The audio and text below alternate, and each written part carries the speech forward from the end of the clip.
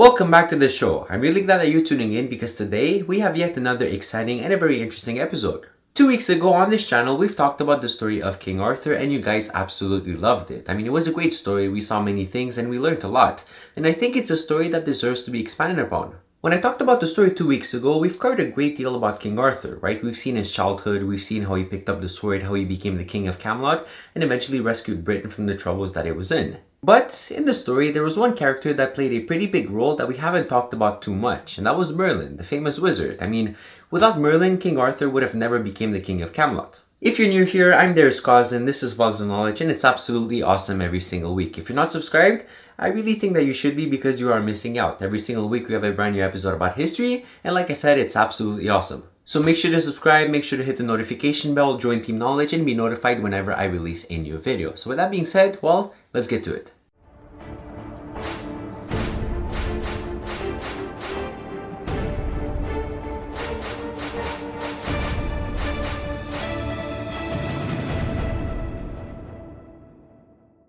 I personally really enjoyed making the video on King Arthur. I learned a lot, I had a lot of fun researching the subject, and I think that I did a pretty good job at explaining the story to you guys. I mean, we've seen how Arthur was born, how he was taken away by Merlin, how he was given to a different family, eventually brought to the sword, and eventually crowned the king of Camelot. Like, this was a great story, but it kind of feels like we're missing something, doesn't it?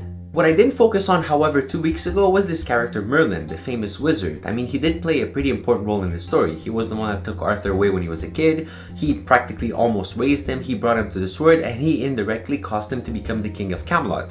Like, without Merlin, Arthur would have never become a king. So for this week's episode, I thought it would only be fitting to look at the story of Merlin, who he was, where he comes from, and how he's linked to Arthur. Because really, Merlin only exists in a universe that King Arthur exists. They're kind of linked together. So without further ado, get ready because this is going to be a very, very interesting episode.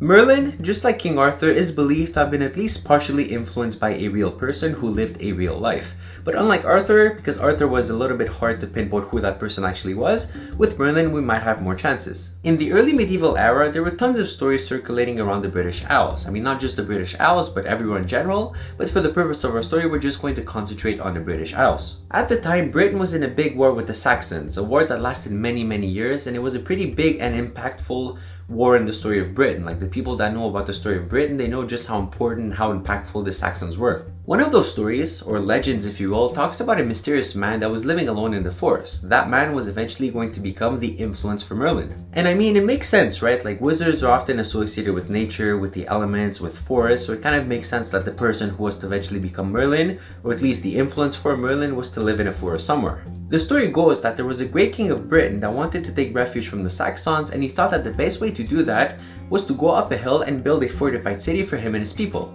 Because if you're up on a hill, well, the Saxons are going to have a lot of trouble getting to you. They have to fight an uphill battle, literally, and it's just going to make their life a little more difficult than it already is. And if you're fighting a battle that you tend to be losing and that's been going on for like a lot of time, you would want to be on a hill. You would want to maximize your chances of winning the battle. Now, unfortunately for the king, as he was building the city, the building materials that he was bringing to build the buildings kept on disappearing every single night, or the foundation for the buildings was crumbling every single night, depending on the story that you look at. Now, it was believed, and keep in mind that this is a myth, this is like a legend, this is not something that actually happened, so it doesn't necessarily have to make sense, but it was believed that the only solution to this problem was to find a boy that was born without a father. You had to find the boy, and then you had to somehow get him to the building site, and you had to sacrifice him at the building site, and then your problems would go away. I know, it doesn't really make sense, but for the sake of the story, let's just go with it. And just a little side tangent, it's important to realize that since this is a story, it's important to understand the influences from those stories. For example, in those times we had kind of a lot of stories about boys or girls born without one parent. Like, this was a common theme in many stories.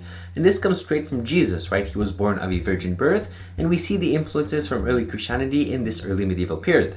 And now back to the story. Luckily for them, they found the boy that they were looking for. Because of course, this is a story, they're obviously gonna find the boy that they were looking for. But it gets even better. The boy was located in a village that was not too far away. Because of course, there's only one boy in the entire world that's going to fix your problems, and he happens to be in the village next door. Like, how convenient is that? That sort of convenience can only happen in legends. They brought the boy to the site and, unsurprisingly, he was able to fix the problem, but not by being sacrificed. He actually discovered that there was an underground pool beneath the hill. The pool would explain, at least partially, why the building materials were disappearing every single night, or why the foundations were crumbling every single night. But I have a question. How is it that nobody saw this pool before. Like, are they all blind? Like, does it take somebody with magical powers to see this magical pool? It doesn't really make sense, nor is it really explained, but for the sake of the story, let's just go with it and accept that this boy somehow discovered this magical pool. Not only did the boy discover the pool, but he actually drained it. Because remember, this boy is supposed to have magical powers. So he drained the pool, and to everybody's surprise discovery, they found 2 dragons inside the pool. One dragon was white, he was supposed to represent the Saxons, and the other dragon was red, supposed to represent the Britons. These dragons, they fought, and in a way, they were supposed to represent the ongoing battle between the Britons and the Saxons. Now, for the longest time, these dragons were fighting, and it looked like the white dragon was going to win, that the Saxons were going to win. But at the very end of the battle, the red dragon finally won, and the Brits won the war. Well, at least the dragon war. But this was supposed to prophesize that the Brits were actually going to win the real war. So it was kind of a hopeful, good thing to have. Now, I never mentioned it explicitly or directly, but I mean, you can kind of tell anyways, but this boy in the story, the boy that discovered the pool, is supposed to be Merlin. Now, I say supposed to be because it really depends on the story that you look at. Some stories say this was Merlin, other stories say that this wasn't Merlin. But like, don't get confused. Generally, we can all agree that this boy was Merlin, and I mean, for the sake of our story, let's just go with the fact that this was Merlin, because most stories agree on the fact that this was indeed Merlin. Now, as the war was going on between the Brits and the Saxons, an unfortunate event led to 400 Britons being killed as a result of trickery by the Saxons. Now, trickery in war is never seen as something honorable. It's never seen as something that you should do, that you should strive for. So the king, to sort of commemorate the losses of these 400 men, goes to Merlin and asks him to build a monument. Merlin, being a nice guy, he accepts, and he hears of these rocks, these mysterious rocks in the land of present-day Ireland that would make for a great monument. Merlin then leads an expedition to Ireland. They find the rocks, and he uses his magical powers to lift the rocks, arrange them in a sort of circle, and create a monument to commemorate the lives of these 400 people who were brave enough to give their lives fighting for the Saxons. That monument is called Stonehenge, and I know I'm very surprised too. I was really surprised when I first read about it. I mean, I never expected Merlin to be linked to Stonehenge, right? I mean, Stonehenge, we've known about it for thousands of years, and like, it turns out that Merlin was the one to build it.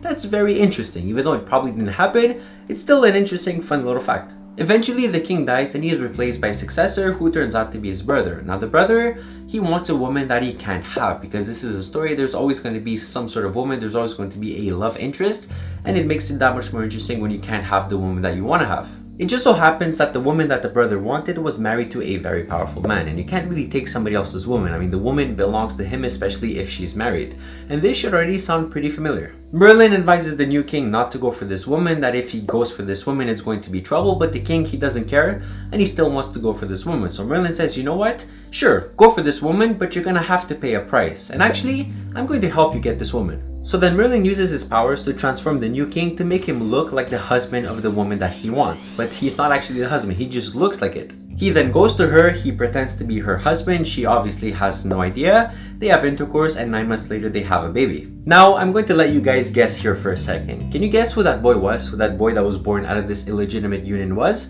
Well, it was of course none other than the boy that was to become King Arthur. And then, well, we know the story of what happens next. I've covered it 2 weeks ago, and if you haven't seen the video that I did on King Arthur, I would encourage you to go check it out, because it's really interesting to find out the part 2 of the story, to find out what happens next, because King Arthur really has a very interesting life.